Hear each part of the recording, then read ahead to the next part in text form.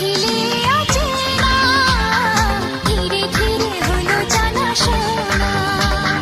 তারপর মনে ঘরেতে চুপি চুপি শুরু আনাগোনা।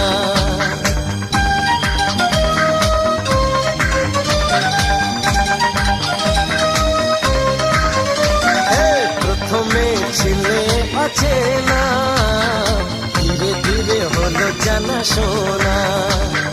তারপর মনে ঘরেতে চুপি চুপি শুরু আনাগোনা। এমন দিলাম যাতে